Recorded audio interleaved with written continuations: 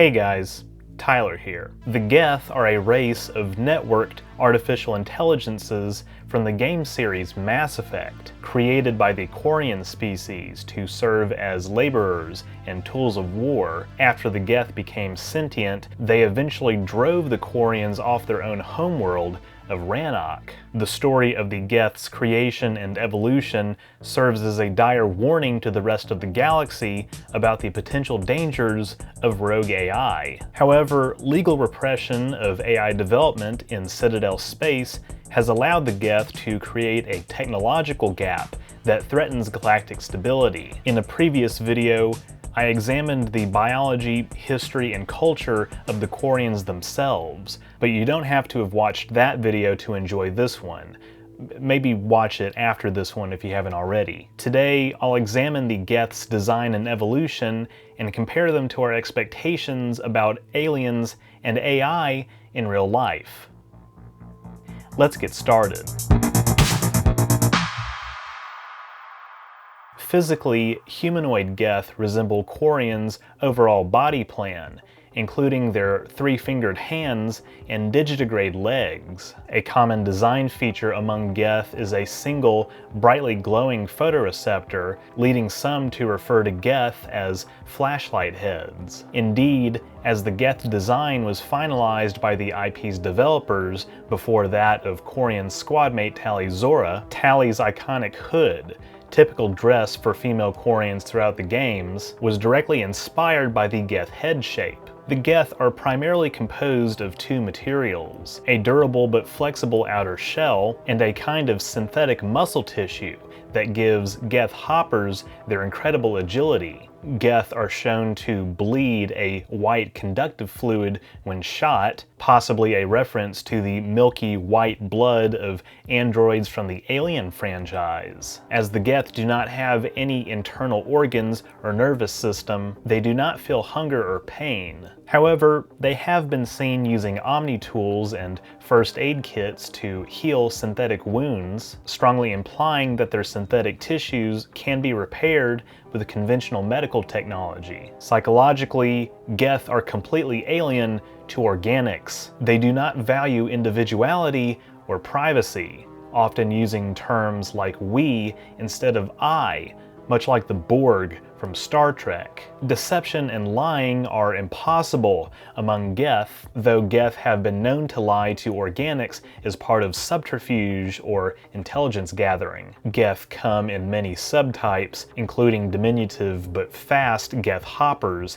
and the giant lumbering geth armatures. The geth also utilize turrets and drones, though it's unclear if these are also A.I.s or simply conventional weapons controlled by the geth. The geth military is not restricted by Citadel regulations, meaning geth dreadnoughts can exceed the size of Alliance dreadnoughts by as much as 30%. And as geth do not possess the same limitations of organic workforces, they can construct more massive fleets in a shorter amount of time. Indeed, they have the largest known infantry corps in the Milky Way galaxy, and while geth do have shields, they have little sense of self-preservation in battle, as their memories can simply be transferred to another mobile platform. Part of the geth's success is that they share processing power, distributing low-level tasks like motor control and visual ID to free up bandwidth for higher reasoning and complex thought. Each geth is also made up of hundreds of VI programs, operating in parallel to create a sort of emergent intelligence. Each geth is therefore more of a mobile platform than an actual body. Most geth programs can be found residing in server hubs, which basically function as cities, and they can run millions of geth in communion. As all geth are networked to each other, they can communicate their exact thoughts and ideas at the speed of light. However, they do not have a true hive mind, meaning they cannot share sensory data. Nevertheless, they do find organic modes of communication, like body language and vocalizations, to be inefficient and prone to misinterpretation. They have no true government or system of rank, and whenever a matter must be decided upon, they communicate all viewpoints to reach a consensus that benefits the geth as a whole.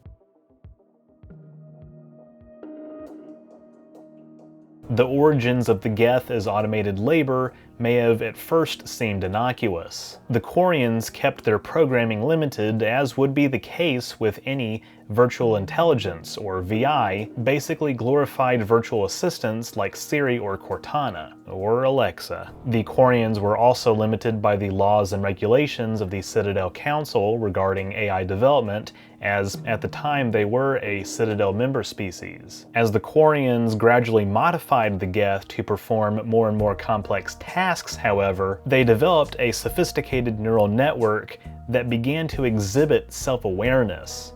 One day, a geth unit began asking its master existential questions, including whether it had a soul. While this was not the first time a geth had asked this question, it was the first time that the question struck fear into the quarians. A panicking quarian government subsequently ordered a hastily conceived, complete termination of all geth units in the hope of preventing a potential revolution. Many quarians opposed this termination, but were forced to give up their geth servants. Likewise, some geth remained loyal to their creators and actively put themselves in harm's way to defend the sympathizers from persecution. The quarian government declared martial law on Rannoch, and those who sympathized with the geth were outnumbered and eventually detained or even killed.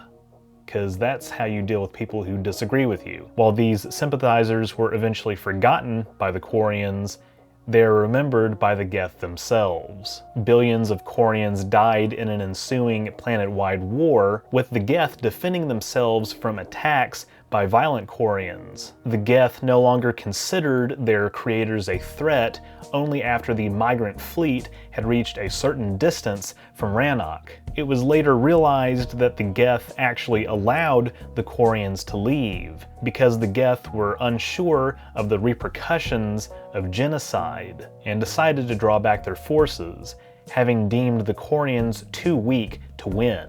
The Citadel Council not only refused aid to the quarian refugees, but stripped them of their embassy for their carelessness. A treaty was signed forbidding an attack on the geth, and ever since, the quarians have drifted from system to system in search of resources to sustain the fleet, and potentially a new world to colonize. It is only by 2186, during the Reaper invasion, that the migrant fleet attempts to take back Rannoch. The outcome of this war is decided in part with the help of Commander Shepard, and if the quarians survive, the migrant fleet joins the Allied forces in repelling the Reaper invasion of Earth.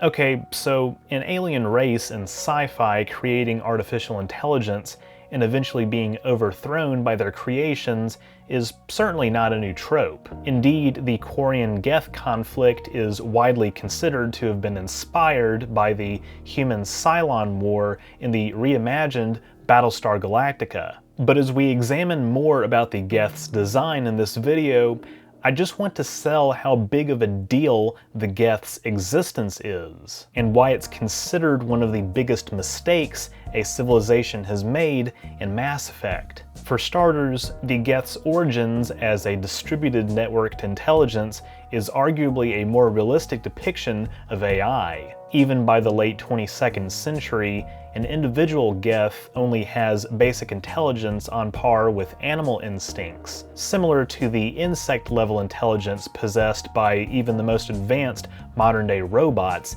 in real life. This is especially interesting given how swarm intelligence in various insect species allows them to still achieve incredible feats, leading geth programs to be classified as a type of swarm robotics. It may seem hard to believe that a society advanced enough to create artificial intelligence can't pump out android servants like in Detroit Become Human.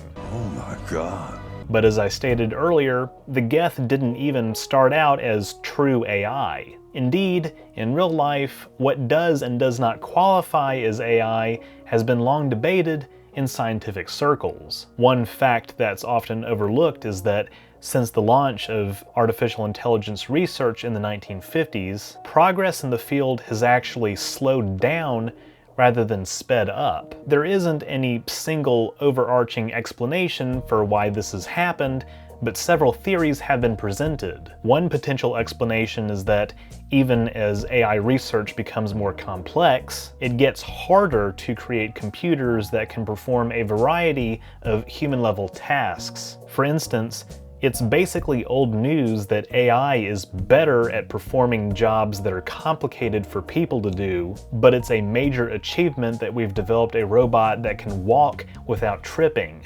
In any event, one major factor is that the intricacy of fully understanding the human brain has continued to elude us. The thing is, human thinking and human reasoning are two completely different processes. We make approximate connections in our brains, remembering things and making decisions based on a sort of fuzzy logic that even the most advanced computers have extreme trouble replicating. It's also important to consider that our emotions play a key role in forming memories, and there are both ethical and practical concerns about giving emotions to machines. After all, there's more to creating an artificial intelligence than just having enough memory or processing power. It's frankly more of a software problem than a hardware problem. Thus, while some scientists believe that we could achieve human-level AI sometime this century, others are more confident that it will take multiple centuries, if it's ever achieved. Little is known about the geth between the time of their uprising and the present. They adopted an extremely isolationist attitude, with any ships venturing into geth space immediately destroyed. The geth prevented any contact with other races, but monitored communication on the extranet. They continued to develop new technologies and variations of mobile platforms separate from the rest of the galaxy. The ultimate goal they developed over the next few centuries was to create a Dyson sphere type object, which could house every single geth program. A Dyson sphere, for those who may be unfamiliar, is a hypothetical megastructure completely encompassing a star that captures all or most of its output. First proposed as a thought experiment by sci-fi novelist Olaf Stapledon and popularized by physicist Freeman Dyson, such structures were speculated to be a logical conclusion of a civilization's ever-growing energy needs. While an actual solid shell completely enclosing a star is considered the least realistic version of the idea, more plausible variants like a Dyson swarm or Dyson ring, a fleet of orbiting panels to capture starlight and power industry and habitation, have also been proposed. Approximately 3 centuries after their uprising, the geth were visited by a Reaper starship later called Sovereign. Sovereign offered the geth technology that would aid in the construction of the Dyson megastructure. In exchange, the geth would provide assistance in capturing the Citadel in prelude for the Reaper invasion of the Milky Way. Most geth dismissed the offer, not wanting to be dependent on another race to achieve their goals. But a small percentage of geth accepted Sovereign's help, and henceforth these geth were referred to as heretics by their mainstream brethren. The heretics were allowed to peacefully leave the primary geth network and aid Sovereign with the help of Notorious, Sovereign's Turian agent. The heretics came to revere Sovereign as a god, the pinnacle of synthetic evolution. while other geth dismissed Sovereign and the Reapers as the old machines. Unbeknownst to the heretics, Sovereign was repulsed by their worship, but it viewed them as useful tools to help facilitate its goals. The heretics aid Sovereign in attacking Eden Prime and other targets as seen in Mass Effect 1, though after Sovereign is destroyed, the heretics lose much of their menace, and their operations beyond the Perseus Veil are quickly mopped up by Council forces. In Mass Effect 2, the Geth become interested in Commander Shepard due to Shepard's role in defeating Sovereign. They commission a unique mobile platform called Legion, who holds 1,183 distinct programs to help it operate independently. Meanwhile, the heretics, despite their setback, build upon a special virus given to them by Sovereign that can force all the Geth to accept the Reapers as their true Lord and Savior. Despite initially failing to find Shepard after retracing their steps, Legion encounters Shepard aboard a derelict Reaper. After coming back to the Normandy, Legion reveals that the virus is ready, and Shepard decides whether or not to unleash it upon the Geth. And in Mass Effect 3, the crew retrieves Reaper code that will allow the Geth to achieve true artificial intelligence. Remember, even now, they're still using networked intelligence. Between the prospect of all Geth becoming Reaper worshippers, the Geth becoming just as powerful as the Reapers, and the opportunity to destroy the Geth, destroy the Quarians, or make peace, Shepard is faced with a set of difficult moral choices. Whatever you, as the player, decide, the fate of the Geth and the galaxy are changed forever.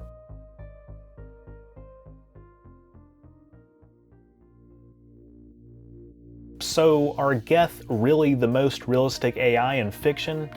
Well, that depends, largely on how AI continues to develop over the next few decades and the next few centuries. But as far as a plausible evolution of alien technology, the Geth are certainly one of the most interesting species in sci-fi, and the Geth's role in the overall fate of the galaxy during the Reaper invasion helps add another level of intrigue to an already compelling story. I obviously didn't discuss every single detail about the Quarians and the Geth in this two-part miniseries, but I hope you enjoyed it nonetheless. With that, thank you all so much for watching. If you enjoyed this video, be sure to leave a thumbs up down below and don't forget to share it. That stuff really helps me out. If you haven't subscribed yet, be sure to do that as well so you won't miss future uploads, and click the bell icon to receive all notifications. If you want to support my work even further, becoming a patron or a member is a great way to do so. Links to those, as well as my social media and merch store, where you can get a cool shirt like this one designed by my good friend Phobia, are in the description. And big thanks to Angstony for becoming my new top patron by joining the $50 tier. He's been a longtime supporter of the channel, and it's great to have him on board. That's all I have for this week. Keela Salai, I should go.